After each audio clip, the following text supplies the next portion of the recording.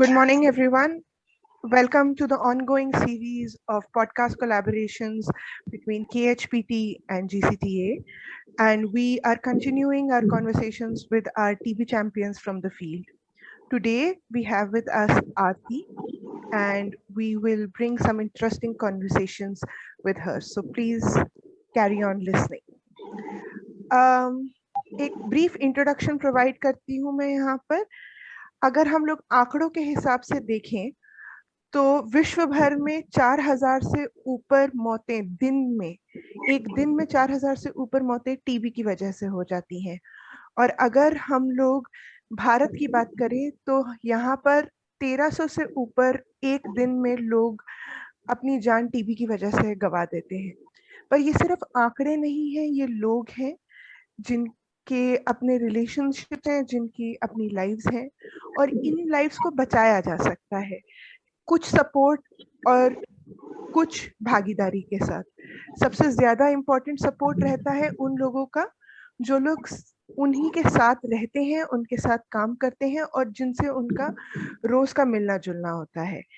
इसी टाइप का एक कनेक्शन जो है टीबी चैंपियंस अपनी कम्युनिटीज में बना लेते हैं, जो खुद टीबी सरवाइव कर चुके हैं और अब कम्युनिटीज के साथ काम करते हैं डायरेक्टली, ताकि उन्होंने जो देखा, उन्होंने जो झेला, वो और लोग उस सेम सिचुएशन से ना गुजरे। तो इसी कॉन्वर्सेशन को आगे बढ़ाते हुए आज हम आरती से बात कर रहे हैं। हेलो आरती।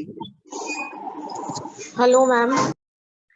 तो आरती, जैसे आप टीबी चैंपियन हैं और आपने अभी भी आप कंटिन्यूसली काम कर रही हैं फील्ड में और पैंडेमिक के टाइम पर भी करती रही, तो सबसे पहले तो मैं ये जानना चाहूंगी कि ये पिछले कुछ जो साल गुजरे हैं, बहुत मुश्किल साल गुजरे हैं पैंडेमिक की वजह से, तो इन टाइम्स पे आपको सबसे ज्यादा बड़ी तकलीफ क्या आई कम्युनिटी के साथ काम करने में, और उसका आपने अपने स्तर पर क्या समाधान निकाला?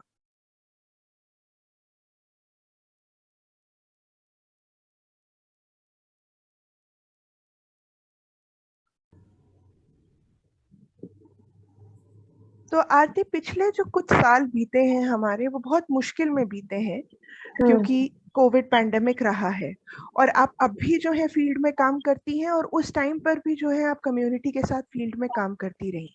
जी तो मैम। इन पिछले कुछ सालों में ऐसे कौन से चैलेंजेस आपके सामने आए हैं और आपने उसके लिए अपनी तरफ से क्या समाधान निकाला? जी मैम, जैसे कि मैम हम लोग जो पैंडेमिक आया उसमें तो हम लोग इतना ज्यादा फील्ड वर्क करते थे। ठीक है, हम लोग क्या करते थे, जो टीबी पेशेंट होते थे, जो लोग नहीं आ पाते थे मेडिसिन लेने, हम उन लोगों के घर में जाके उनको मेडिसिन प्रोवाइड करते थे। और मैम दूसरा न्यूट्रिशन की दिक्कत आई थी, जिसकी वजह से न्यूट्रिशन नहीं मिल पाया था। तो जैसे कि हमारे यहाँ पर जो नेता लोग होते हैं वो लोग राशन डिस्ट्रीब्यूट करते थे, तो हम लोगों ने उस प्रकार से भी उनकी हेल्प करी। बट जो हमारे जो डॉट प्रोवाइडर हो गए या नेहरू नगर वाले हो गए, वो लोग हमें सपोर्ट नहीं करते थे। वो लोग हमें मना करते थे कि कोविड हो रहा है, आप लोग क्यों आ रहे हैं। बट हम लोग उसके बावजूद भी हम लोग उनकी हेल्प करते थे। तो ये सारी दिक्कतें आई। और जो जैसे टीबी पेशेंट है वो लोग काफी परेशान हो गए, यहाँ से जैसे दिल्ली को छोड़ के दूसरे स्टेट में चले गए, तो यहाँ के डॉट प्रोवाइडर लोगों ने उनका कार्ड बंद कर दिया। फिर वहां से उनका मेडिसिन स्टार्ट हुई, तो काफी सारी प्रॉब्लम्स आई, जिसकी वजह से हम लोगों ने फिर कॉल किया। हम लोगों ने बोला कि आप वहां पर जा रहे हो तो ठीक है, लेकिन ये है कि मेडिसिन लेने में उनको काफी टाइम लग गया। इस दौरान उनकी मेडिसिन काफी पेंडिंग हो गई थी। अब क्या है मैम कि जो लोग टीबी से सफर कर रहे हैं, ऑलवेज सी बात है मैम, उनको मेडिसिन के साथ साथ फूड भी चाहिए। लेकिन दिल्ली में वो लोग जैसे काफी सारे लोग हैं जो मजदूरी करते हैं, जो लोग फुटपाथ पे रहते हैं, उन लोगों के पास घर नहीं है। और पेंडेमिक के टाइम काफी ज्यादा टफ हो गया था उन लोगों को संभालना। हम लोगों का पहला प्रायोरिटी यही रहता था कि हम लोग उनको ये बोले कि आप लोग दिल्ली छोड़ के ना जाएं, लेकिन मैम वो लोग मानते नहीं थे। तो फिर उस दौरान हम लोगों ने फिर वहां जाके उन लोगों की मेडिसिन स्टार्ट करवाई है। तो ये थैंक सारी यू ये दिक्कतें शेयर हैं। करने के लिए आरती।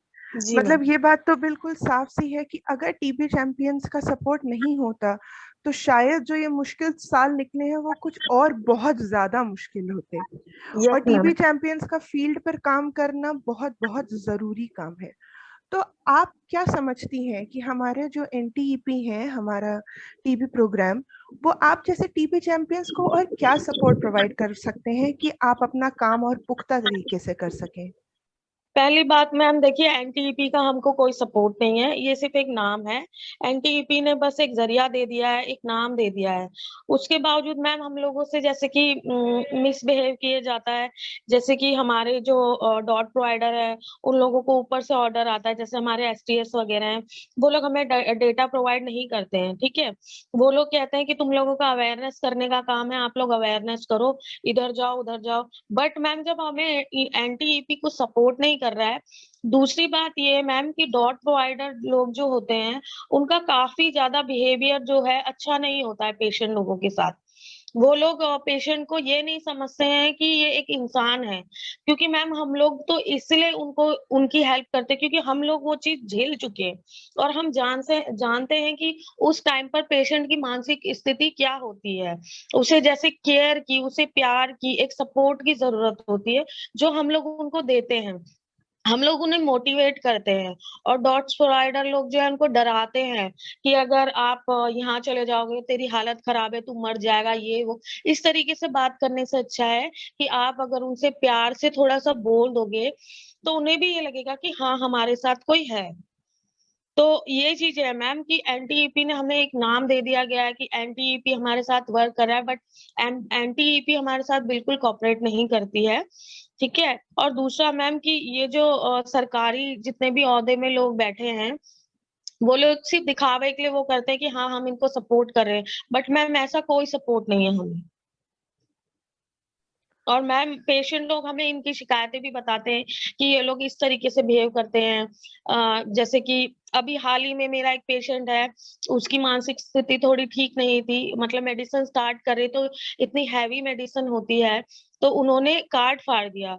उसके कार्ड फाड़ने के बावजूद उन्होंने मुझसे कांटेक्ट किया कि मैडम पापा ने ऐसे करके कार्ड फाड़ दिया है। मैम पेशेंट चल नहीं सकता, फिर भी उसको ये बोला गया कि आप डॉट सेंटर लेकर आइए। डॉट सेंटर मैम जैसे तैसे व्हील चेयर का इंतजाम किया, उसको लेकर गए। उसको देखा, उन्होंने मना कर दिया कि हम आपकी मेडिसिन चालू नहीं करेंगे। फिर वो पेशेंट को एम्स में रेफर कर दिया गया। एम्स में जाने के बाद भी मैम वहां पर कोई टेस्ट वगैरह कुछ नहीं हुए। फिर हमने अश्वनी खन्ना सर से मदद ली, तो उन्होंने वहां से लिख कर दिया एक पर्चे में, तब जाके मैम मेडिसिन स्टार्ट हुई है। तो इस तरीके से पेशेंट को सफर करवाना ये ठीक नहीं है ना। अब हम जब बोल रहे हैं कि वो पेशेंट की कंडीशन ठीक नहीं है, आप मेडिसिन दे दीजिए, तो उसमें मैम बंद करने का क्या वो मतलब होता है? क्योंकि पेशेंट के लिए तो एक एक दिन भारी है मैम मेरे, जिसकी मैं अभी मैं बात समझ कर रही रही हूँ। हूँ। जी। नहीं, मैं आपकी बात से बिल्कुल इत्तेफाक रखती हूँ। तो जब फील्ड पे आप काम करते हैं और हम जानते हैं कि जैसे आपने बात की, इतने ज्यादा दवाइयाँ होती हैं और उन दवाइयों की वजह से कभी कभार मानसिक स्थिति पर भी बहुत ज्यादा उसका गहरा और नेगेटिव प्रभाव पड़ता है। हाँ जी तो मैम। ऐसा भी होता होगा कि जो पेशेंट्स हैं या जो पेशेंट्स के फैमिली मेंबर हैं, वो कभी कभार आपसे भी भिड़ जाते होंगे या झगड़ जाते होंगे? नहीं नहीं मैम, नहीं। एक्चुअली ऐसा अभी तक तो कोई हुआ नहीं है इंसिडेंट। क्योंकि मैम हम लोग पेशेंट को ना अपना ही वो देते हैं। मतलब कि हम अपना ही बताते हैं कि हम लोगों को भी टीबी हुआ है, हम लोगों ने किस तरह से टीबी से जंग जीती है, ठीक है। हम लोग उनको थोड़ा सा डांट देते हैं कि आप ऐसा ना करिए, क्योंकि आपकी फैमिली में और भी लोग हैं जिनको आपकी जरूरत है, और हमें भी आपकी जरूरत है, ठीक है। तो वो सारी चीजें हम उनको बताते हैं, तो वो एक तरह से मोटिवेट होते हैं। और मेरे पेशेंट जो है मैम, वो मुझे अपने घर में बुलाते भी हैं कि मैम आप आ जाया करो, हमको अच्छा लगता है पापा को समझाने के लिए। तो मैम जब भी मुझे टाइम मिलता है मैं उनके पास जाती हूँ, और हमसे जितनी भी हेल्प होती है हम लोग करते हैं। तो ऐसा कोई स्पेशल केस या ऐसा कोई स्पेशल वाकया आपको याद हो जो पिछले कुछ सालों में बीता हो, जहाँ पे आपको एक इनोवेटिव तरीका इस्तेमाल करना पड़ा हो अपने पेशेंट्स को सपोर्ट करने के लिए? कुछ ऐसा वाकया याद आता है आपको जो हमारे साथ शेयर करना चाहें आप? मैम लास्ट टाइम जैसे कि एक टीबी पेशेंट आए थे, मैम के थ्रू आए थे, वो हैदराबाद से आए थे। वो ब्लाइंड पेशेंट थे, तो हमने उनकी हेल्प करी थी क्योंकि वो ब्लाइंड थे और उनका ट्रीटमेंट वहां पे ऑलरेडी खराब हो गया था। वहां पर जो वो रहते थे एक अनाथ आश्रम में, मतलब चर्च टाइप के में रहते थे, तो वो वहां पर रहते थे। तो उनका ट्रीटमेंट जो है, जो नर्स है वो उनको जो प्रोवाइड करी गई थी, वो उनको मेडिसिन कभी देती थी, कभी नहीं देती थी, कभी इस तरीके से मैम उनकी टीबी जो है 4-5 बार उनको हो गई। तो उनको फिर बुलाया गया दिल्ली में, तो वो दिल्ली में आए। दिल्ली में उनकी मेडिसिन स्टार्ट करी गई। उसके बाद मैम उनके टेस्ट वगैरह हुए। उस चीज के लिए मैंने ही उनका सपोर्ट किया। मैम ने भी उनका काफी सपोर्ट किया, और दिल्ली के जितने भी एम्स के हॉस्पिटल के डॉक्टर है उन लोगों ने भी सपोर्ट किया हमारा। तो हम लोग वहां पर, मैं जाती थी लाइन में लगना, मतलब कि ब्लाइंड पेशेंट के साथ उसको लाइन में ना लगना पड़े, इस वजह से मैं जाती थी। तो उनकी जितनी स्लिप्स है, पर्चियां हैं, टेस्ट वगैरह, वो सारी चीजें हम करवा के, उनके पास फूड तक नहीं था तो वो फूड वगैरह भी हम लोगों ने अरेंज करके, मैम ने अरेंज करके करवाया।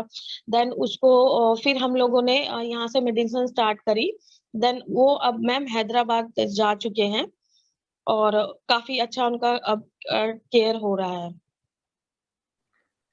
थैंक यू आरती ये शेयर करने के लिए। तो मतलब घूम फिर कर बात वही आ जाती है जिसे हम डिनाई नहीं कर सकते कि अगर टीबी चैंपियंस ना हो तो जी मैम। शायद हम लोगों के लिए ये लाइव्स बचा पाना बहुत बहुत मुश्किल हो जाएगा। यस तो मैम। मैं बस अब आपसे एक और हम लोग आखिरी टीवी, क्वेश्चन पूछना चाहती हूँ।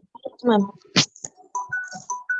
बोलिए मैम। जैसे कि अभी आपने थोड़ी देर पहले न्यूट्रिशन की बात की, तो मैं स्पेसिफिकली ये जानना चाहती हूँ कि कई बार ऐसा होता है कि परिवार में महिलाएं जो होती हैं जिनको टीबी होता है वो अपने न्यूट्रिशन पे उतना ध्यान नहीं दे पाती है, या उन्हें लगता है कि भाई हम अपने परिवार के दूसरे लोगों के ऊपर खर्च ज्यादा कर लें, अपने ऊपर कोई बात नहीं, नहीं करेंगे तो भी चलेगा।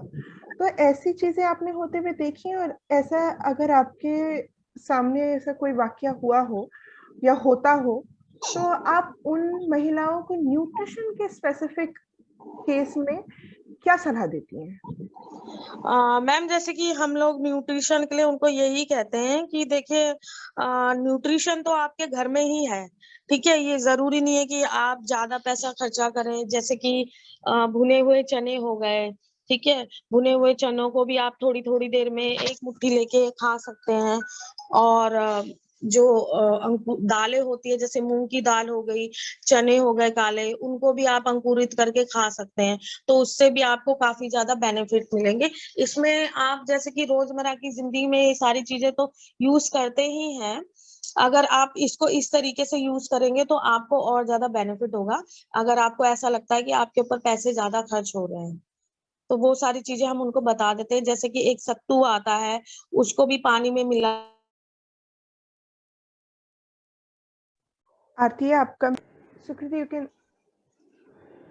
तो आरती जाने से पहले मैं बस एक आपसे आखिरी सवाल पूछना चाहती हूँ कि हम लोग कई बार ऐसा जी मैम। देखते हैं कि फील्ड में अक्सर महिलाएं जिनको टीबी होता है वो अपने न्यूट्रिशन के ऊपर उतना ध्यान नहीं देती हैं और वो अपने परिवार वालों हम्म। के खान पान के ऊपर लगी रहती हैं पर अपना ध्यान रखना भूल जाती हैं।